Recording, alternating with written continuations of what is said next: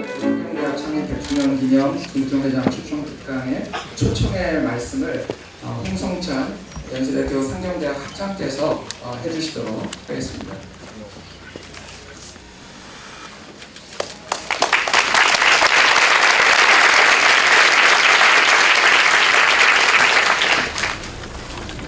안녕하세요.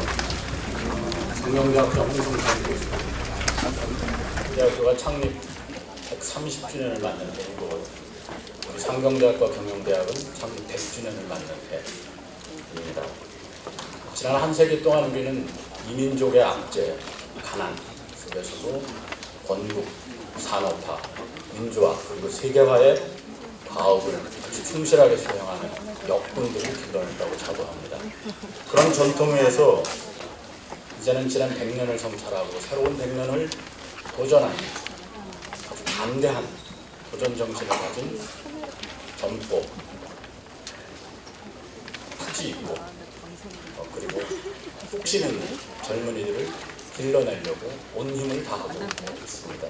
그 일환으로 오늘 우리는 연세대학교 상경대학 창립 100주년 기념 특강을 시작하려고 합니다. 그 첫 번째 초청 연사로 정말 귀한 분을 오늘 모셨습니다. 여러분이 잘 아시는 우리의 대선배이자 지난 100년간 연세대학교가 배출한 최고의 글로벌 기업가라고 할 수 있는 김우중 대우그룹 회장님과 싱가포르 국립대학의 신장석 교수님을 모셨습니다. 김우중 회장님은 1956년에 상경대학 경제학과에 입학을 하셨고 1960년에 졸업과 동시에 한성실업이라고 하는 무역회사에 들어갔던 분이십니다. 불과 7년 만에 사돈금 500만 원과 사원 5명을 거느린 대우실업을 창업을 합니다. 그리고 그 10년 후에는 대우실업을 대우그룹으로 만들어서 5대양 6대주를 누리고 유라시아를 넘나드는 그런 대그룹으로 만든 분이십니다. 연세대학교에서는 상경대학 동창회장을 지내셨고 총동문회 동문회장을 맡으셨고 그리고 오늘 우리가 강의를 듣고 있는 이 대학관을 사제를 털고 동문들의 정성을 모아서 세워주신 분이십니다. 우리 대학교의 원주 캠퍼스 부지를 사서 학교에 기증을 하신 분이십니다. 그렇지만 막상 당신은 여기서 한 번도 오신 적이 없고 특히 스피치를 하거나 그런 적은 더더욱 없으신 분입니다. 오늘 처음 이 자리에 방문을 하시는 분입니다.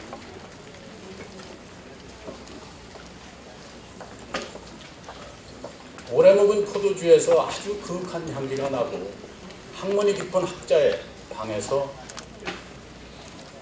문향과 묵향이 배어난다고 합니다. 온 한평생을 5대양 6대주를 누렸던 글로벌 기업가의 몸에서는 그가 원하든 원치 않든 남다른 경험과 지혜의 향기가 나기 마련입니다. 오늘 그 향기를 우리에게 전달해 주기 위해서 이 자리에 오셨습니다. 학생 여러분, 오늘은 여러분의 자리입니다. 그리고 이런 자리는 누구나 누릴 수 있는 자리가 아닙니다. 연세 같은 100년 전통의 명문사학이 아니면 도저히 누릴 수 없는 자리입니다. 처음부터 끝까지 경청하시고 오늘 두 분이 전달하고자 하는 큰 울림을 숨소리 하나, 눈빛 하나, 가슴 가득 담아가시기 바랍니다. 그래서 여러분이 졸업을 해서 연세 캠퍼스를 떠난 후에 7년 후에는 기업에 가신 분은 창업을 하시고 학교로 가신 분은 자기 학설을 만드시고 그래서 다시 10년 후에는 세계적인 기업가가 되시고 세계적인 학자가 돼서 모교의 이 자리에 다시 서주시기 바랍니다. 1989년에 김우중 회장님이 쓴 세계는 넓고 할 일은 많다는 책의 첫 장 제목은 역사는 꿈꾸는 자의 것이다 입니다. 두 번째 장의 제목은 철학을 가져라. 세 번째 장의 제목은 판단은 내가 한다입니다. 여러분 큰 꿈을 가지고 소신을 가지고 좌고우면하지 마시고 스스로 온 힘을 다해서 밀고 나가시면 여러분들이 역사의 주인이 되실 겁니다.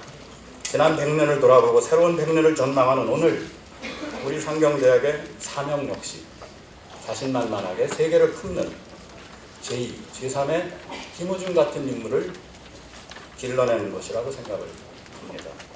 오늘 우리 학생들을 위해서 몸소 모교를 방문해 주신 김우중 회장님과 신장석 교수님께 다시 한번 감사드리면서 환영 인사에 대신하고자 합니다. 감사합니다.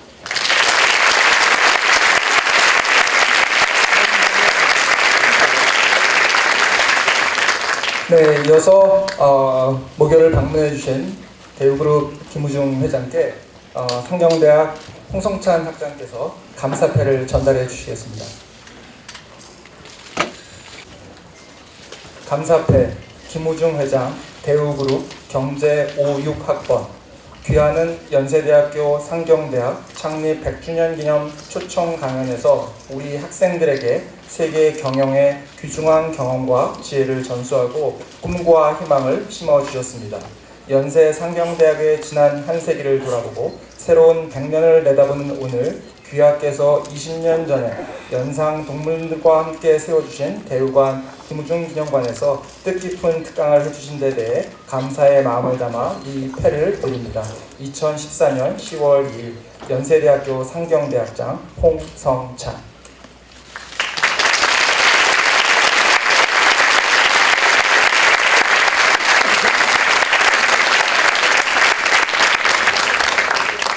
네, 이어서 학생회장 김성순 상경대학 응용통계학과 김성순 학생회장이 꽃다발을 전달을 하도록 하겠습니다. 네, 상경경영대학 학생회장 인공학과 김성순 학생이 꽃다발을 전달했습니다. 먼저 싱가포르 국립대학 신장석 교수가 강연하시고 그 뒤를 이어서 김우중 회장님 특강 말씀을 듣도록 그렇게 하겠습니다. 신장석 교수의 특강을 듣도록 하겠습니다. 안녕하십니까. 싱가포르 대학교의 신장석입니다. 이 자리에 초청해 주셔서 고맙습니다. 김우중 회장님께서 그 말씀을 길게 좀 하셨으면 좋겠는데 그렇게 길게 하기가 좀 어려우신 상황이고 제가 먼저 김 회장님에 대해서 제가 개인적으로 느꼈던 것과 그 다음에 책에서 있었던 것, 또 그 책을 어떠한 맥락에서 또 김우중 회장님이라는 분의 인생을 어떤 맥락에서 이해할 것인지에 대해서 제가 좀 설명을 먼저 드리고 그 다음에 김 회장님의 강연을 듣는 순서로 하겠습니다. 제가 제목을 세계경영의 정신, 전략과 조직이라고 했고 부제를 신흥시장은 넓고 할 일은 많다라고 했습니다. 세계경영이라는 것이 또 경영학책을 보면 글로벌 매니지먼트에서 많이 나옵니다만 제가 김 회장님을 직접 만나 뵙고 책을 쓰다 보니까 대우가 했던 세계경영이 굉장히 독특합니다. 그리고 그것이 한국의 기업이나 한국의 젊은이들한테 주는 메시지가 굉장히 강합니다. 제가 그것을 주로 말씀을 드리려고 하고 그런데 그에 앞서서 대우그룹과 김우중 회장님에 대해서는 지난 15년 동안에 한국 사회에서 그리고 또 해외에서도 제가 보기엔 좀 굉장히 부정적인 그런 인식이 쌓여 왔었는데 그 부분에 대한 인식 바꾸기랄까 그것을 먼저 좀 간략하게 하고 가려고 합니다. 대우와 김우중 회장에 대해서는 지금 지난 15년 동안 한국 사회에 그동안 쌓여 있었던 인식은 뭔가 하면 성장 신화는 일구었지만 97년, 98년 한국 금융위기 때 구조조정을 등한시해서 실패한 대표적인 기업입니다. 라는 것이 현재 우리 사회에 오히려 주류로 잡혀있는 생각입니다. 근데 제가 김 회장님을 쭉 만나보고 이 책을 쓰는 과정에서 봤을 때는 그렇지는 않은 것 같습니다. 제가 8월 26일에 책을 내면서 기자회견을 했을 때 한 기자가 저한테 질문을 했습니다. 어찌됐든 간에 대우는 망한 기업이니까 실패한 거 아니냐? 그러면 그 경영 실패로부터 배울 교훈이 뭐냐? 하고선 질문을 했습니다. 제가 답변했던 것은 내가 봤을 때는 경영 실패라는 것은 그렇게 특별한 것이 없는 것 같다. 그 대신 경영 외적인 부분에서 문제가 있었던 것 같다. 그렇게 설명을 했습니다. 그래서 그 부분을 이제 설명을 하니까 이제 다른 기자가 뭐라고 질문을 하냐면 김우중 회장께서 기업인으로서 너무 주제넘은 짓을 한 것이 아니냐라는 그런 질문이 나왔습니다. 그래서 제가 답을 한 것은 그것은 기업가를 어떻게 정의하느냐에 따라서 크게 달라진 거다.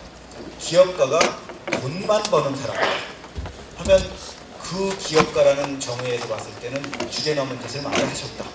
그런데 제가 느끼기에 많은 기업가들은 단 돈을 버는 것이 목적이 아니라 돈 버는 것이 수단이고 그 수단을 통해서 뭔가 다른 것을 하려고 한다. 근데 그 관점에서 봤을 때는 전혀 주제넘은 기업이 아니고 그리고 김우중 회장이라는 분은 굉장히 특이한 기업입니다.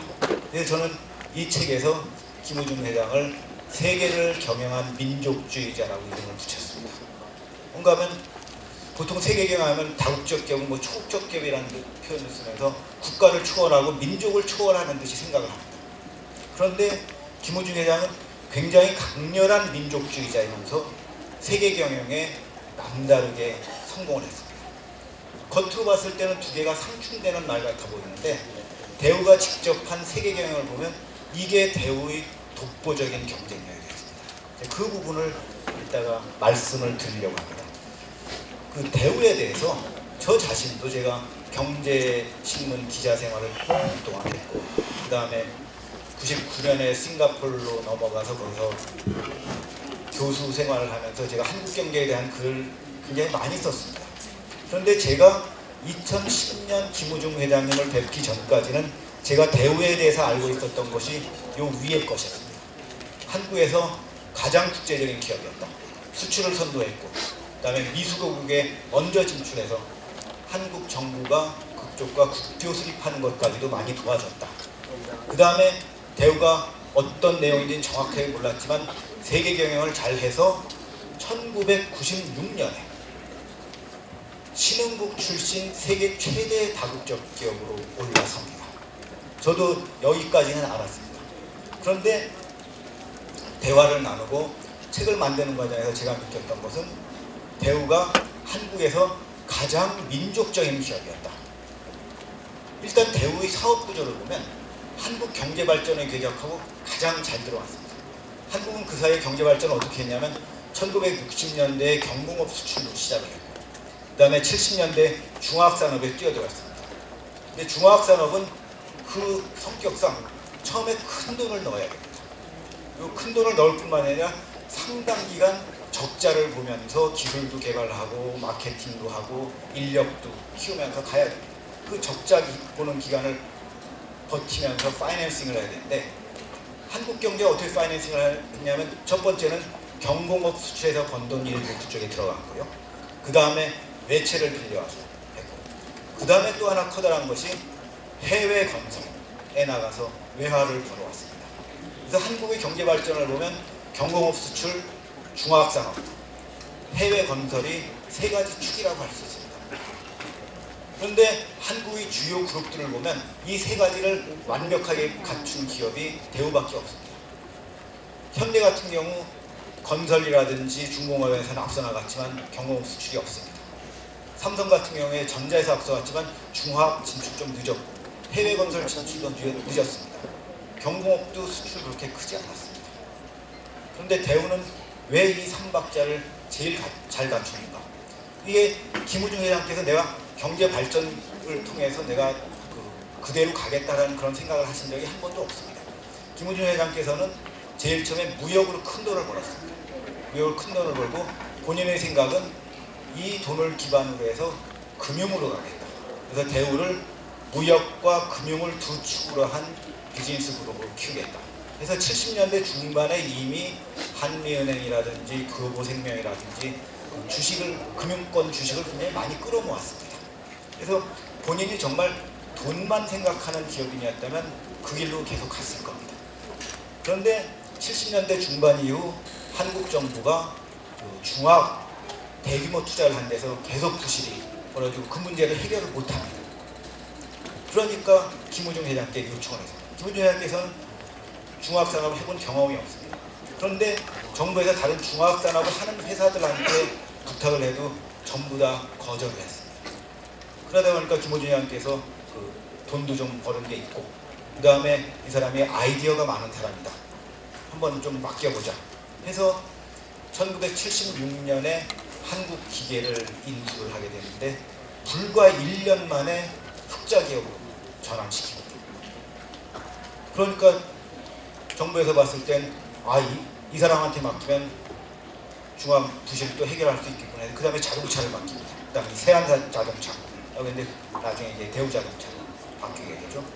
그리고 거의 그와 동시에 옥포조선 그때 대한조선공사에서 옥포에 거의 땅 매립하고 돌멩이 정도만 집어넣은 정도 수준에서 진행이 안 되고 있던 건데 그것까지 막혔습니다. 그래서 그걸 하다 보니까 그 김우중 회장이 부실기업 해결 청구사라는 그런 별명까지 얻었고 그 과정에서 대우의 사업 구조가 한국의 경제 발전 궤적하고 가장 맞아떨어지게 됩니다. 그런데 이것이 단순히 정부에서 요구를 해서만 했느냐? 그게 아니라 김우중 회장이나 대우그룹의 그 국가 발전을 해야 한다는 그런 에토스가 그 안에 들어가 있었습니다. 저도 김 회장님을 만나기 전까지는 몰랐는데 대우의 사원이 창조, 도전, 희생입니다. 창조나 도전은 다른 기업에서도 흔히 찾을 수 있는 사원입니다. 그런데 희생은 찾기가 좀 어렵습니다. 근데 희생이 조금 들어있다 하더라도 보통 기업에서 얘기하는 것은 조직을 위한 개인의 희생을 얘기합니다. 근데 김우중 회장께서는 그것보다 더 큰 희생, 국가를 위한 기업의 희생, 더 나아가서 다음 세대를 위한 희생까지 강조를 했습니다. 김우중 회장께서 항상 입버릇처럼 강조하신 것이 뭔가 하면 나는 우리 부모 세대가 희생을 해서 그 한국을 독립을 시키고 우리는 그 덕분에 한글로 교육을 받은 첫 세대다. 그러니까 우리는 그 축복을 받았으니까 거기서 더 노력을 해서 경제 발전을 해서 우리 다음 세대는 선진국에서 사는 첫 세대를 만들어야 된다. 이 얘기를 항상 하셨거든요. 그 책을 하는 과정에서도 그 말씀을 하셨고 그 에토스가 대우그룹에 들어가면서 제가 보기엔 가장 민족적인 기업이 되었습니다. 근데 제가 책을 쓰면서 느꼈던 것은 이 가장 국제적이라는 그 성격하고 가장 민족적이라는 그 성격 두 개가 결합이 되면서 제가 보기에는 대우가 특히 신흥시장에서 독보적인 경쟁력을 확보했다라는 거고 또 그 연장선상에서 대우가 해체된 것도 이해를 할 수 있다고 생각합니다. 먼저 해체 부분을 먼저 간단하게 말씀을 드리고 대우의 세계경영에 대해서 설명을 드리고자 합니다. 김우중 회장께서는 원래 굉장히 비밀스러운 비즈니스맨이었습니다. 왜냐하면 미수고 교육 갈 때 어디 떠벌리고 선전하고 다니지 않습니다. 그 다음에 책에도 있지만 북한 관계에서 굉장히 일을 많이 하셨습니다. 그런 거 다 비밀스럽게 해요. 그래서 원래 비즈니스 하는 스타일이 비밀스럽게 하는 분인데 1997년, 98년 금융위기 때는 경제정책 논쟁의 전면에 나섭니다.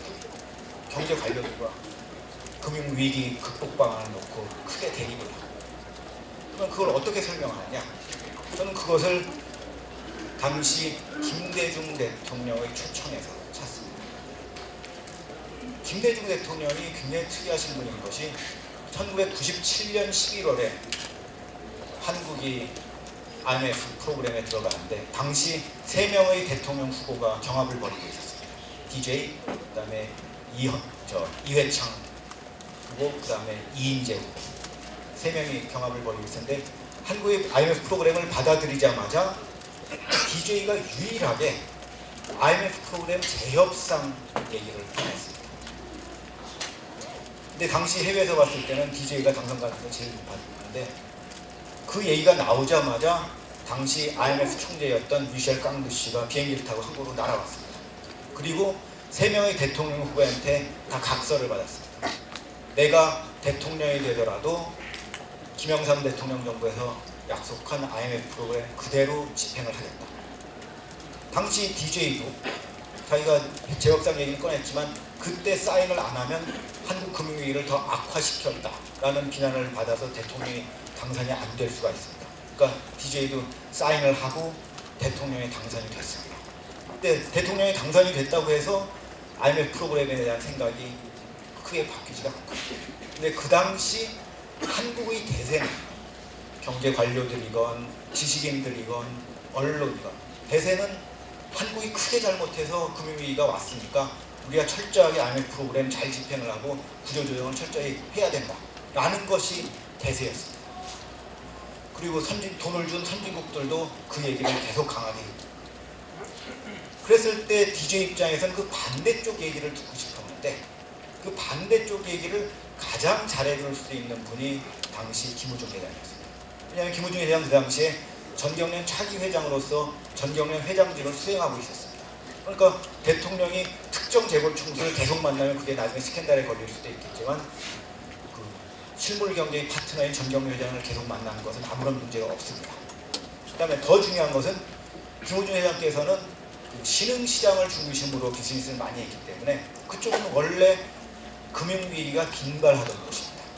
그러니까 본인이 그쪽을 돌아다니면서 피부로 금융위기가 왜 벌어지고 IMF 프로그램을 받아들이면 그 나라에 어떤 일들이 일어나고 그것을 본인이 잘 알고 계셨습니다.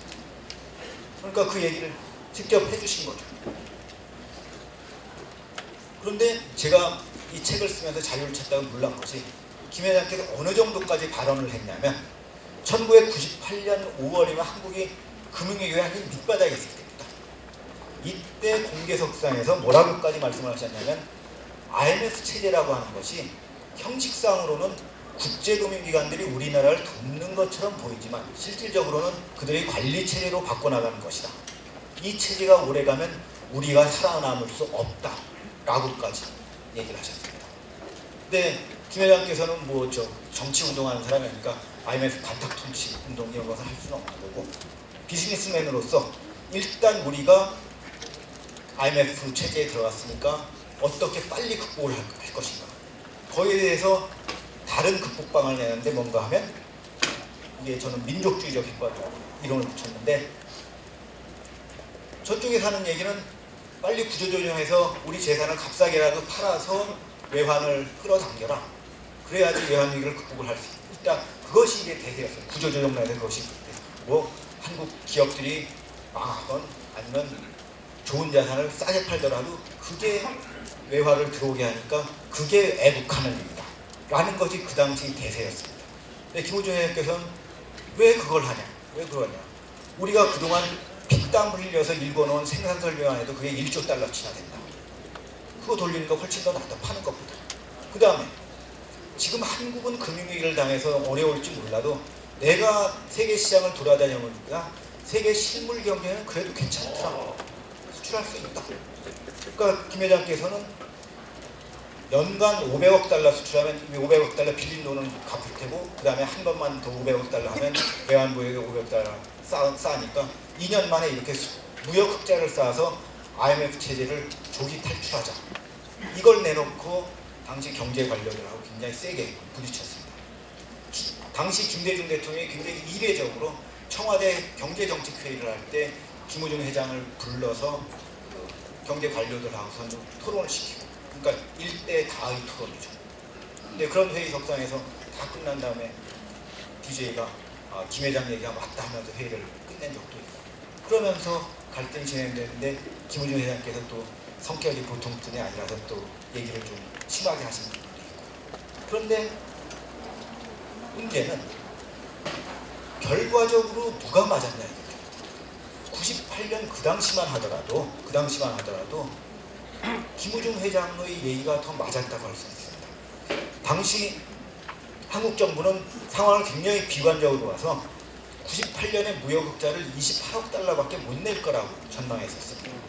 그런데 실제로 98년의 한국 무역 흑자는 416억 달러입니다. 그러니까 김우중 회장의 500억 달러 그쪽이 맞았다고 할 수 있죠.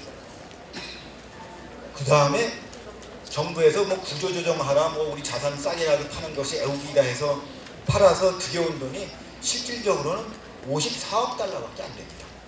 그런데 416억 무역 흑자 중에서 대우가 거둔 흑자가 143억 달러, 거의 3배나 됩니다.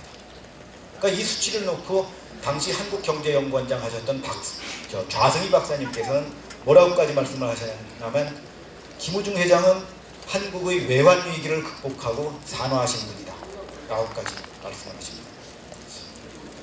근데 이 책이 나간 다음에 그런 부분에서 그 교보문고에서 그 서평이 하나가 실렸는데요.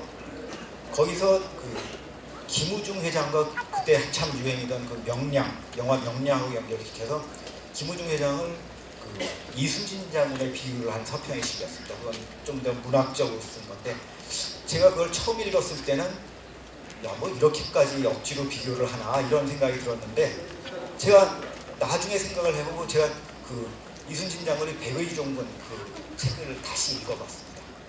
그러다 보니까 그 비유가 굉장히 맞습니다. 그래서 제가 중앙일보에 칼럼을 쓰고 있는데, 최근에 칼럼의 제목을 대우 해체와 명량대첩이라고 해서 쓴 게 있습니다. 그래서 제가 그 다음에 그걸 발전시켜서 현재 버전 1, 2, 3까지 가 있는데, 3까지 하려면 너무 기니까 한 2까지만 말씀드리고자.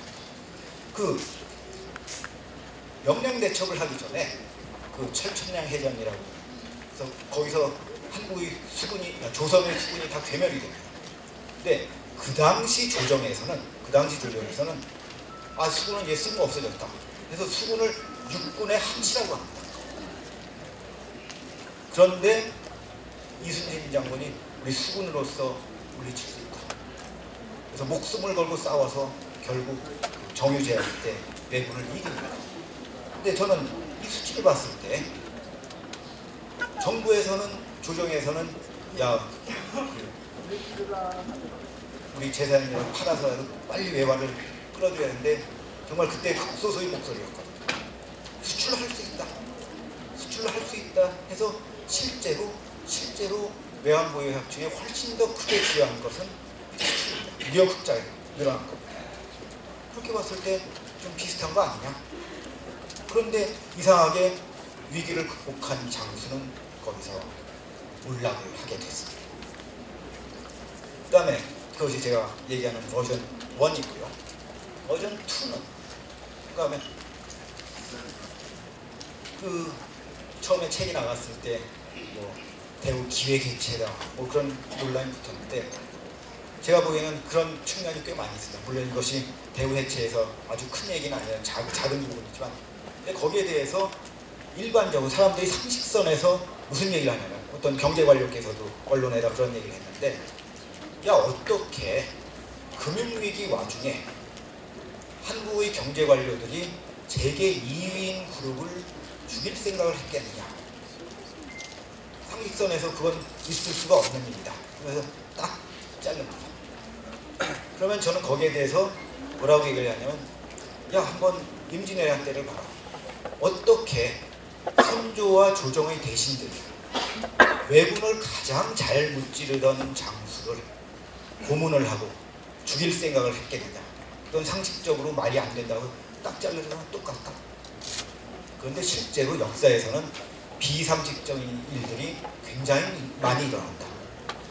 정말 제대로 판단하려면 사실 확인부터 들어가야 된다. 상식적으로 판단하지 말아야 된다. 사실 확인 들어가야 된다.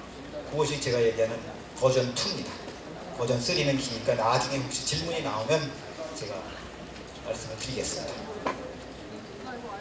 근데 그 98년 당시만 하더라도 그렇지만 그 이후 지난 15년간을 보면 누구 말이 맞았는가? 저는 거의 모든 면에서 김우중 회장의 말이 맞았다고 봅니다. 일단 세계 경제 상황을 봐도 1990년대 초반부터 2008년 세계 금융위기 날 때까지 전 세계가 유례 없는 호황을 겪었습니다. 그러니까 이 해외 시장 좋으니까 이걸로 우리 극복하면 되는데, 그 당시는 정부는 28억 무역흑자밖에 예상을 못했고요. 그다음 2000년대에 계속 성장을 한 것이 신흥시장. 중국이 지금 미국하고 규모가 거의 비슷해졌고요. 인도도 2000년대 중반 되면 미국하고 규모가 비슷해집니다. 신흥시장이 끌고 왔습니다. 그런데 대우가 90년대 했던 투자나, 대우뿐만 아니라 뭐 삼성이 자동차 했던 것이나 그때 망한 한국철강이 철강 쪽 투자했던 거 이런 것들이 다 신흥시장의 성장 가능성을 보고선 그때 선투자를 한 겁니다. 그러면 이 당시 산업자본가들이 해야 하는 맞았던 것이 아니냐. 그런데 이상하게 그 당시에는 단기 금융자본이 논리화 들어가서 그 중간에 뚝 잘라서 이거 다 부실이다. 이거 다 처분해야 된다. 외국에 값싸게라도 팔아야 한다. 하는 과정에서 엄청나게 구조조정했습니다. 그리고 실제로 대우자동차 같은 경우 거의 공짜로 GM한테 넘어갔는데 GM이 대우자동차 모델로 2000년대에 중국 시장에서 혁혁한 성공을 거둡니다. 그러면 한국이 미리 투자했던 거 많이 잃어버려서 우리는 손해 많이 보고 다른 데가 무슨 죽서서 누운 것처럼 딴 데가 이득을 얻어갔습니다. 이런 일이 실제로 벌어질 것이고 그 다음에 2008년 9년 세계 금융위기가 났을 때 어떻게 해결이 됐는가를 지금 한번 다시 보자 이거죠. 한국이 금융위기 났을 때는 한국의 금리를 10% 등을 30%까지 올리라고 하면서 고금리 정책을 했습니다. 그 와중에서 1998년 상반기에만 30대 그룹 중에서 14개가 무너졌습니다. 어떻게 한국이 경제 기적을 이룬다는데 30대 그룹 중 14개가 부실이냐? 저는 그렇지 않다고 보거든요. 그런 고금리하고 그다음에 금융구조조정하는데 돈을 아예 빌릴 수도 없게 되니까 흑자도 하는 데는 많습니다. 그러다 보니까 했는데 선진국들이 금융위기를 당했을 때는 자기들 금리를 0%까지 내린 다음에 그것도 모자라서 양적 완화까지 했습니다. 그 다음에 한국이 금융위기를 당했을 때는 대마불사론에 빠지지 마라. 아무리 커다란 기업이라도 그게 부실하다 싶으면 그대로 죽여라. 왜냐하면 그 부실이 더 커져서 경제 전체를 썩게 만드니까 죽여라. 그 과정에서 대우가 해체가 됐습니다. 그러면 선진국들은 과연 그랬느냐? 하나도 안 했습니다. 세계 최대 상업은행 시티은행, 여기가 주업은 상업은행인데 거기 파생상품 투자하다가 망하게 됐습니다. 정부에서 무제한 공급해서 살렸습니다. AIG, 세계 최대 보험회사, 파생상품 시장에 그 보험 들어주다가 파생상품 시장 무너지니까 그대로 망했습니다. 그것도 정부에서 경영진조차 바꾸지 않고 무제한 공급해서 살렸습니다. 제너럴 모터스, 세계 최대 자동차 회사, 이것도 문제가 돼서 망하게 됐는데 정부에서 무제한 공급 주식까지 사서 뭐 그쪽 미국에서 비아냥이 제너럴 모터스가 가버먼트 모터스로 바뀌었다. 뭐 이런 식의 얘기가 될 정도로 했지만 그래도 그렇게 살렸습니다. 그러면 이제 선진국에서 이렇게 다르게 한 것에 대해서 조셉 스티글리츠 교수는 이분이 노벨 경제학상 나중에 받았지만 한국 금융위기 때 월드뱅크 수석 이코노미스트를 했었는데 그때 고금리 정책 잘못됐다고 비판하다가 쫓겨난 사람입니다. 스티글리츠가 선진국들이 이중잣대를 적용을 했다라고 글을 쓰고 그랬습니다. 근데 제가 보기에는 이건 이중잣대가 아니다. 이건 단일잣대다.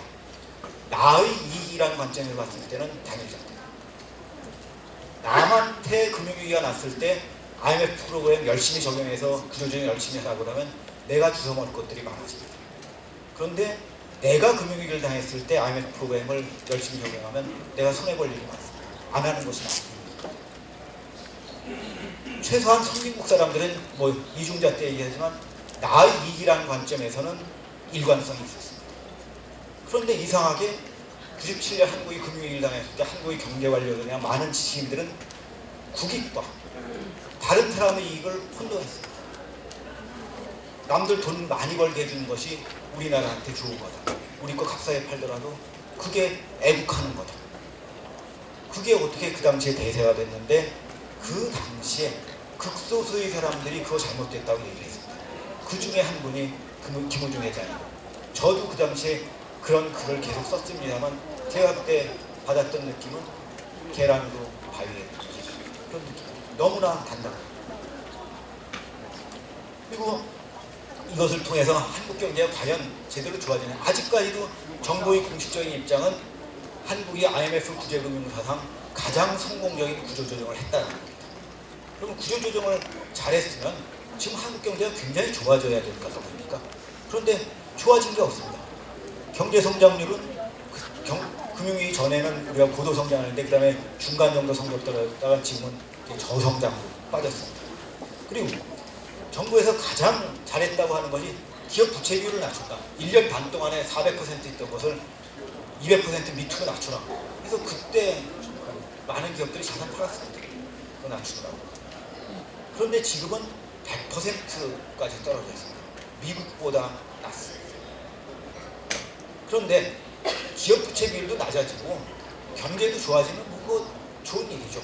그런데 실상 그렇게 된 것이 아니라 은행들이 기업 부채를 줄이는 대신 자기들은 먹고 살아야 되니까 가계 쪽으로 빚을 왕창 늘렸습니다.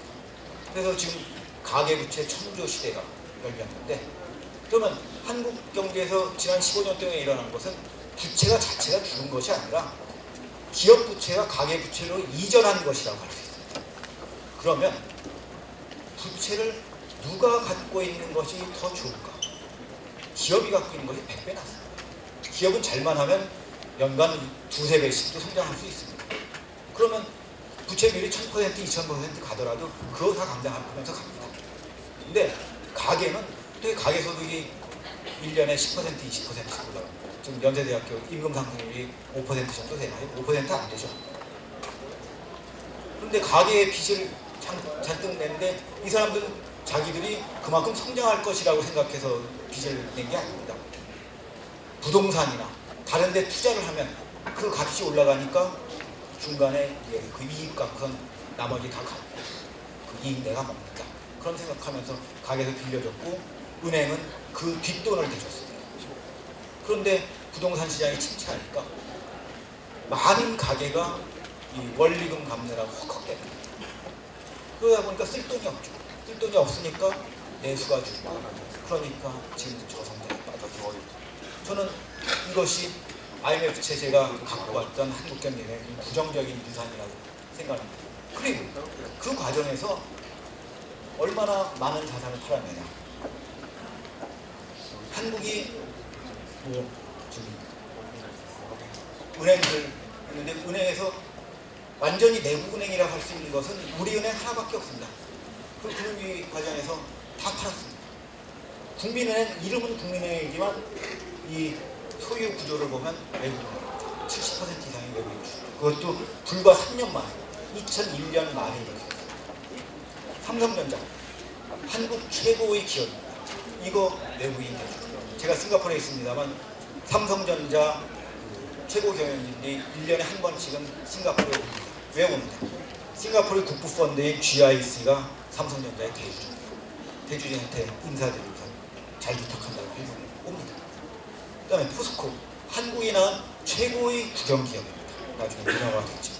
이것도 외국인이 최대 주주가 됐고 워렌 버핏도 연구체에서 큰 돈을 벌어서 현대차, 한국 최고의 자동차 회사, 이것도 외국인이 최대 주주 등등 하면 한국이 97년 금융위기 들어가기 전까지는 한국이 지나치게 민족주의적이다, 심지어 국수주의적이다 라는 그런 얘기를 들었는데 한국의 특히 블루칩 컴퍼니들의 그 소유 구조를 보면 이거 다 외국 기업입니다. 저는 이 숫자를 얘기할 때마다 제가 하는 얘기가 한국 경제가 구조조정을 하면서 한국 경제의 심장을 내준다. 저는 이런 얘기를 합니다. 그리고 그러다 보니까 기업들도 돈이 있어도 투자를 적극적으로 못합니다. 대주주들이 그걸 원하지 않는다. 배당 많이 주고 하는 것을 원하지 장기 투자 많이 하는 거 원하지 않습니다. 그러니까 투자도 그렇게 잘 되지가 않습니다. 그리고 그렇다고 해서 금융 안정성이 확보됐냐? 실제로 금융 불안은 그 다음에 더 심해졌습니다. 그리고 한국만큼 주식시장을 보더라도 외국인 투자자에 의해서 이렇게 좌우되는 시장이 전 세계에 거의 없습니다. 그러면 한국이 열심히 구조조정해서 IMF 구제금융사상 제일 잘한 구조조정을 했다고 하는데 한국한테 남은 게 뭐냐? 저성장, 금융불안 별로 해소되지 않아요. 자산 저는 긍정적인 거 하나도 없죠. 그렇지만 97년, 98년 당시에 구조조정을 담당했던 사람들이 계속 힘있는 경제관력이나 이렇게 남아있다 보니까 그것이 한국 경제의 전사가 되었어요. 그때 구조조정 잘해서 극복했고 한국 경제 좋아졌다. 그때 꼭 그렇게 해야 되는 것이었다. 그 선전전이 지금 지난 15년 동안 한국 경제의 정사로 자리 잡혔습니다. 저는 이것이 바뀌어져야지만 한국의 현재 저성장 국면을 해결할 방안이 나온다고 생각합니다. 그리고 이게 단순히 경제적으로 부정적인 것만 있었느냐? 그게 아니라 여러 가지 다른 부정적인 것도 있습니다. 굉장히 커다란 것은 회장님께서 자신만만하게 세계를 풀자 이런 그 주제를 갖고 말씀을 하시는데 한국 사회에 자신만만하게 진취적으로 나가는 기상이 확 줄어들었습니다. 왜 그러냐? 한국이 그전에 정리해고가 없던 나라였습니다. 그런데 그때 정리해고를 도입을 하니까 그 당시 진짜 김우중 회장만이 유일하게 재벌 총수 중에 정리해고에 대놓고 반대하십니다. 그런데 그렇게 정리해고를 쭉 당하니까 학부모들과 아니면 당사자들이건 아무리 대기업 들어가서 뭐 세계를 뻗어나가도 순식간에 잘리더라. 이거에 평생 거는 거 아닙니까? 그러다 보니까 안전빵 직장을 선호하는 것이 열풍이 불었습니다. 사자 들어가는 직장. 교사, 의사, 변호사, 병사는 아닙니다. 병사는 들어갔다가는 맞아 죽을 수가 있으니까 병사는 아니고 그리고 뭐 공무원. 물론 이런 분들이 사회가 잘 되려면 다 필요합니다. 그런데 한국같이 상대적으로 작은 나라에서는 국내에서 이쪽은 기본적으로 내수거든요. 국내에서 하는 분들 말고 세계 시장에 뻗어나가서 계속 경제 영토를 넓히고 한국 경제를 발전시킬 그런 사람들이 나와야 되는데 이쪽이 확 죽었습니다. 그 다음에 제가 보기엔 그 당시 뭐 글로벌 스탠다드라고 도입을 하고 그랬는데 저는 제가 보기엔 잘못된 세계입니다. 제가 보기에는 좀 이따 얘기할 대우가 했던 세계 경영 같은 것이 한국적인 입장에서 제대로 된 세계입니다. 그런데 이상하게 선진국 하는 것을 따라하는 것. 한국 그동안 거꾸로 왔다. 선진국에서 하는 거 제대로 벤치마킹 제대로 안 했다. 선진국 따라서 하는 것이 그때 이상하게 세계화됐습니다. 그렇게 하다 보니까 선진국에 가서 비비고 거기서 하기 위해서 부모들도 야 그쪽 가서 공부해라. 영어 잘해야 된다. 그러다 보니까 해외 유학금도 그 전에 있었지만 더 세게 벌어. 기러기 가족 뭐 등등 이런 일들이 벌어졌는데 그리고 직장도 이제 한국의 좋은 기업이 아니라 외국의 외국 기업이 더 좋은 직장 그쪽 가는 것이 낫다라는 것은 바뀌었습니다. 그리고 그 와중에 한국에서 반기업 정서가 굉장히 강해졌습니다. 왜냐하면 그 당시에 금융위기가 기업이 책임이다 라고 했습니다. 그래서 반기업 정서가 그때 더 강해졌는데 지금도 무슨 문제만 벌어지면 다 기업 잘못으로 몰아가는 분위기가 굉장히 강합니다. 근데 굉장히 아이러니컬한 것은 반기업 정서가 만들어지면서 이상하게 외국 기업에게는 뭐 열광을 합니다. 외국 기업 뭐 잘하는지 그거 쫓아가려고 그 당시 잭 웰치가 굉장히 선망의 대상이고 다 쫓아가려고 했고 김우중께서는 잭 웰치 같은 사람이 어떻게 경영자라고 할 수 있냐. 사람 잘라서 경영하는 것은 아무나 할 수 있다. 사람을 자르지 않고 경영하는 게 진짜 경영자지. 그런 얘기 책에도 있습니다. 김우중 근데 잭 웰치를 쫓아가려고 하는 한국 경영인이 엄청나게 많아졌어요. 그리고 저도 이제 경험을 했던 것이 2012년에 애플의 스티브 잡스가 세상을 떠났는데 그때 한국에서도 엄청난 추모 열기가 있었죠. 그 당시 이명박 대통령 정부에서 한국에서도 스티브 잡스와 같은 천재를 키우기 위해서 뭘 해야 될까 거기서 정책으로까지 하고 그랬는데 그 와중에 제가 어떤 신문사에서 주최를 하는 그 강연에 초청을 받았습니다. 그 대상은 중고등학생들하고 학부모들 대상인데 저보고 강의를 해달라고 한 것은 한국에서 어떻게 하면 스티브 잡스와 같은 글로벌 탤런트를 키울 수 있는지를 싱가포르의 사례를 들어서 설명을 해달라는 것이 초청처의 제안이었습니다. 근데 저는 제가 그전에 스티브 잡스 책을 좀 읽고 그랬는데 저는 제 자식을 스티브 잡스처럼 키울 생각이 하나도 없습니다. 근데 초청 조건이 너무 좋았어요. 그래서 일단 받아들이고선 갔습니다. 가서 이제 제가 했던 얘기는 스티브 잡스한테서 배울 것들이 좀 있다. 그런데 한국의 젊은이들은 김우중 회장이나 현대의 정주영 회장처럼 한국이라는 현실의 뿌리를 받고 거기서부터 나가서 세계에서 성공한 사람들로부터 배울 것이 훨씬 더 많다. 제가 그런 얘기를 했습니다. 왜 그러냐? 한국에서 자란 젊은이는 어찌됐든 간에 한국이라는 컨텍스트, 세계에서 나간다 하더라도 한국과 연결해서 한국이라는 컨텍스트에서 뭔가 창조적인 일들을 뚝 떨어져서는 아무것도 모르는 데서 창조적인 거 그렇게 많이 합니다. 내가 잘하는 것들이 있을 때 거기 또 이거 붙이고 저거 붙이고 창조력을 나오지 그렇지 않습니다. 그 다음에 기업의 창조적이고 그 다음에 인간성이라든지 사회에 대한 공헌 이런 걸로 봤을 때 스티브 잡스가 완전히 저 바닥입니다. 스티브 잡스가 얼마나 배은망덕한 사람인가 하면 사생아로 태어났습니다. 그리고 그 생모가 키울 수가 없으니까 양부모 쪽에 이렇게 딱 애를 놓고 갑니다. 근데 놓고 갈 때 거기에 메모를 남겨놓는데 내가 교육을 제대로 받지 못해서 얘를 키울 수 없으니까 이 얘는 제발 대학 교육을 시켜줬으면 좋겠다 하는 메모를 남깁니다. 근데 그 양부모가 미케닉스입니다. 큰 돈을 벌지 못하는 사람인데 그래도 그 메모가 있으니까 스티브 잡스를 대학을 보내려고 했습니다. 그리고 잡스가 똑똑하니까 캘리포니아에서 버클리 대학에 합격을 했고 또 리스라고 사립학교에 합격을 했습니다. 근데 버클리 대학은 주립대학이니까 사립학교보다 학비가 3분의 1이나 4분의 1밖에 안 돼요. 근데 리스를 가겠다고 우기는 거예요. 합숙지 그걸 보내줬습니다. 보내줘서 이제 졸업을 할 때 양부모가 졸업식에 가려고 했는데 잡스가 못 오게 막았습니다. 결국 못 갔어요. 근데 잡스의 전기를 쓴 사람이 그래서 그 당시 학생이었던 사람들을 탕분을 했습니다. 왜 그런 거냐? 그러면 그 전기 작가의 얘기는 뭔가 하면 잡스가 대학 4년 내내 마약도 많이 하고 뭐 여자 관계도 복잡하고 해서 히피 생활을 했다. 히피 생활을 하면서 자기가 고아라고 얘기했던 거예요. 근데 졸업식장 때 식장에서 양부모가 딱 나타나면 자기가 거짓말한 것이 들통이 나거든. 그래서 못 오겠다. 얼마나 배은망덕하게.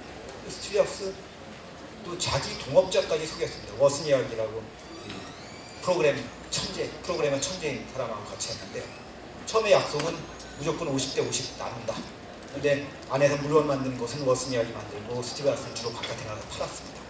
근데 공식 가격은 50대 50으로 나누는데 그쪽에서 인센티브 받은 것은 혼자 먹었습니다. 워스니악은 10년이 넘어서야 그것을 발견했습니다. 그 다음에 애플 경영할 때 스톡 옵션이 있었는데 주식시장에 나빠져 스톡 옵션을 행사할 수 없으니까 그거 스톡 옵션 가격 주자했습니다.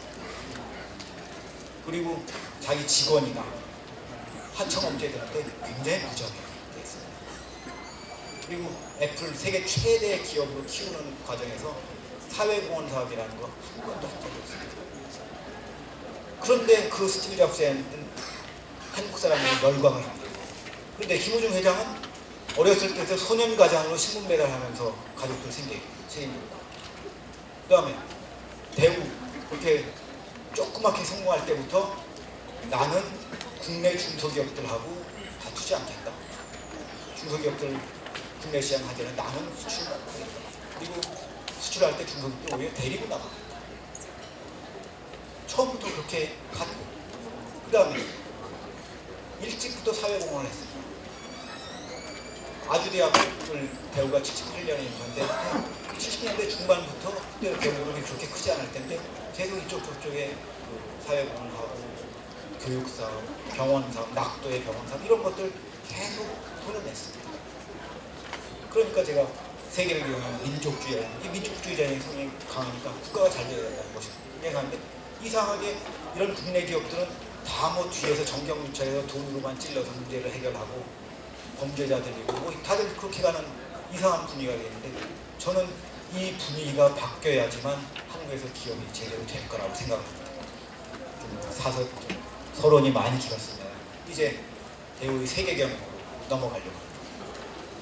글로벌 매니지먼트라고 보통 얘기하고 대우가 했던 세계 경영이 가장 다른 점은 대우는 신흥 시장을 중심으로 해서 이걸 엮었어요. 세계적으로 엮었어요.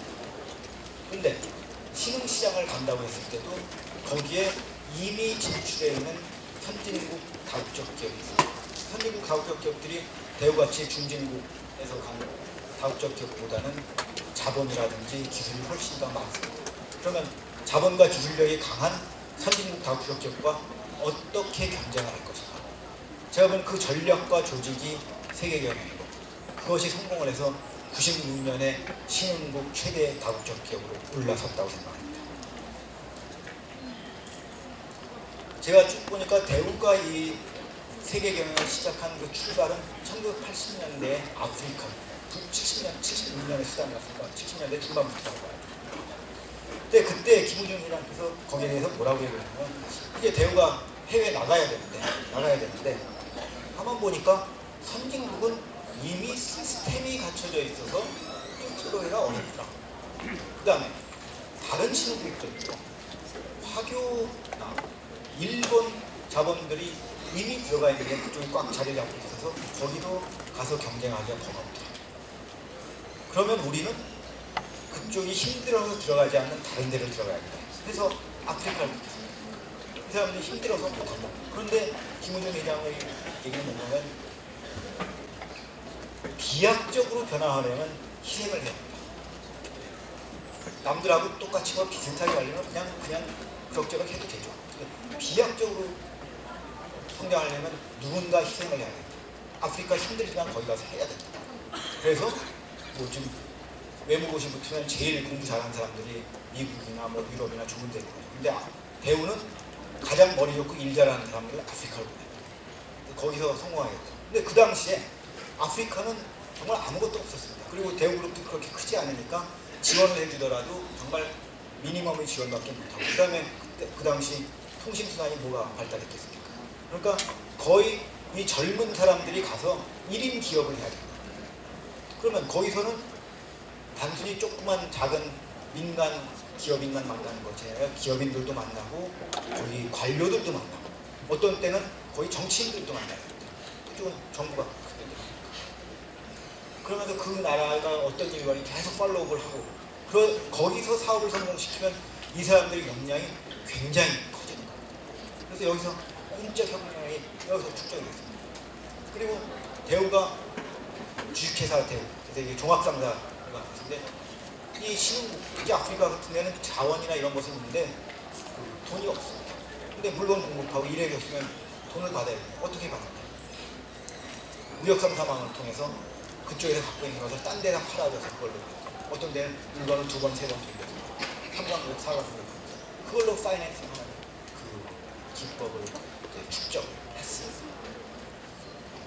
그 다음에 제가 굉장히 재밌게 느꼈던 것이 리비아에 진출했습니다. 리비아의 가다피가 일반적으로 굉장히 나쁜 사람으로 알려졌는데 김 회장께서 가보니까 가다피가 정권을 잡자마자 처음에 한 일이 좋은 일입니다. 사람 잡아주기 그런 것이 아니라 병원 짓고 학교 짓고 도로 닦고 그런데 돈을 굉장히 많이 쓰더라고요. 그래서 그때 든 생각이 내가 여기서 돈을 벌지만 이걸 이 사람들 하는 거 도와주면서 같이 돈을 벌자. 그래서 그때 이제 50대 50 원칙이라는 것을 만들었다는 겁니다. 신흥국에 진출해서 내가 이익의 50%는 어쩌면 현지 국가에서 필요한 데 쓴다라는 원칙을 정했어요. 그래서 그냥 단순히 그쪽에서 돈 달라고 하는 것을 주는 것이 아니라 찾아서 필요한 일을 해주면서 한다. 그런데 이게 대단한 것이 보통 경영학책을 보면 기업 성장론하고 기업의 리스크 관리론하고 두 개가 별도로 되어 있습니다. 그런데 제가 보니까 이것은 김우중 회장이라는 독특한 개인이 거기에 들어가서 기업 성장과 리스크를 동시에 합니다. 왜냐하면 일단 신흥국은 성장 속도가 빠르니까 거기서 그걸 하게 되면 굉장히 빨리 커집니다. 근데 보통 얘기하는 것이 신흥국 투자는 고위험 고수익이라고 합니다. 그런데 김우중 회장은 리스크는 어떻게 관리하느냐에 따라서 처음부터 아예 없애고 갈 수 있습니다. 이게 무슨 얘기인가 하면 신흥국에 가면 정부를 상대해야 된다. 근데 정부가 필요한 일을 미리 해주면 최소한 그 일을 하는 동안에는 우리한테 리스크를 지울 일이 하나도 없다. 그럼 리스크를 없애고 하는 거다. 그리고 그쪽에서 고마워해서 일감을 더 주면 더 성장하는 거다. 그러니까 이것은 뭔가 하면 뭐 일반적으로 상생이라고 얘기할 수 있겠지만 거기보다 더 나아가서 신흥국의 고위험 고수익 투자를 저위험 고수익 투자로 바꾸는 기법. 그것을 아프리카에서 80년대부터 이미 했고 그 덕분에 리비아나 다른 데서도 혁혁하게 성공을 했습니다. 그런데 1980년대 후반이 되니까 대우가 이렇게 쌓았던 역량을 종합적으로 결합을 할 수 있는 거대한 시장이 열립니다. 사회주의권이 주르륵 무너지면서 중국, 러시아, 동유럽, 뭐 베트남 이런 데들이 다 자본주의를 하겠다고 체제를 전환하기 시작합니다. 그런데 김우중한테 딱 보니까 이게 엄청나게 큰 시장이다. 여기 일찍 들어가면 좋겠다. 그리고 이 나라들이 자본주의로 바꾸겠다면 누구의 자본주의로 해야 되나? 한국의 자본주의가 더 낫겠다. 그 다음에 제가 책에서 신흥국 진출은 정치, 경제, 기업의 오케스트라라고 하는데 이 나라들도 정부가 굉장히 큰 역할을 합니다. 지금도 중국 가서 사업하려면 큰 사업을 하려면 중국 공산당하고 상대해야 됩니다. 중동도 마찬가지고 아프리카도 마찬가지고. 그런데 이것에 대해서 역량을 이미 많이 축적을 했습니다. 차례차례 일단 아프리카에 있던 선점 전략, 동유럽을 가보니까 화교하고 일본 자면 별로 강하지 않아요. 여기 먼저 확 시작하죠. 그 다음에 한국은 최근에 그 경제 기적에 성공을 했습니다. 아까 선진국 기업들이 자본이나 기술력이 많다고 해서 그것만 봐서는 중진국 기업들이 거기서 경쟁력이 없죠. 그런데 기회하다 보니까 경쟁력이 어떻게 생기냐면 요 체계전환 이미 공업시설이 있었는데 그것을 시장 수요에 맞게 이제 바꾸는 작업을 해야 되는데 그게 대우나 한국 기업들이 해봤던 부실기업 회생 작업하고 거의 비슷하더라고요. 그거 적용을 하면 된다. 그 다음에 더 큰 것은 김우중 회장께서 가서 큰 소리를 쳤습니다. 내가 당신 나라에 한국을 건설시켜주겠다. 근데 그 얘기가 먹혀요. 만약 IBM의 회장이나 GM의 회장이 그쪽에 가서 내가 당신 나라에 미국을 건설시켜주겠다. 그러면 그쪽에서 들은 척도 안 했을 겁니다. 왜냐하면 일단 이 사람들은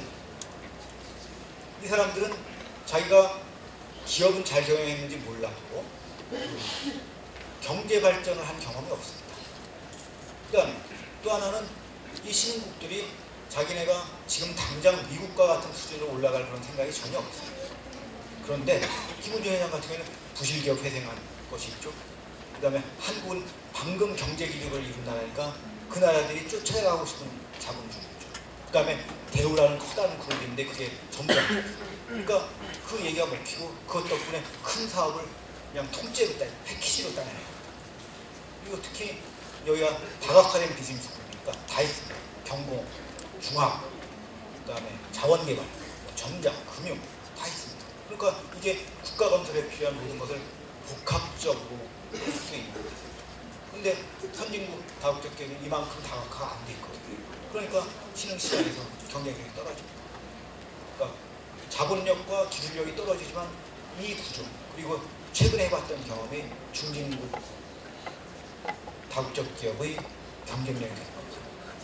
그리고 또 하나 제가 굉장히 재미있게 들었던 것이 선진국 다국적 기업들이 이미 자기네들 갖춰놓은 것들이 많으니까 팍팍 성장하려고 합니다. 근데 중진국 출신은 이제 확장의 논리를 적용하는데 거기서 또 경쟁력이 생깁니다. 대표적인 것이 폴란드의 국영 자동차 회사 FSO 인수권인데 이걸 인수하려고 GM이 6년 동안 공을 들였습니다.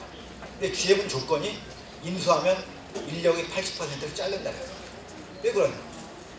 GM은 이미 서유럽에 자기네 공장을 많이 갖고 있었어요.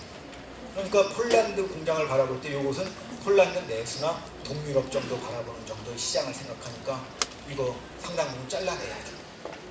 근데 대우는 확장의 논리를 갖고 있었어요. 서유럽에 공장이 하나도 없었어요.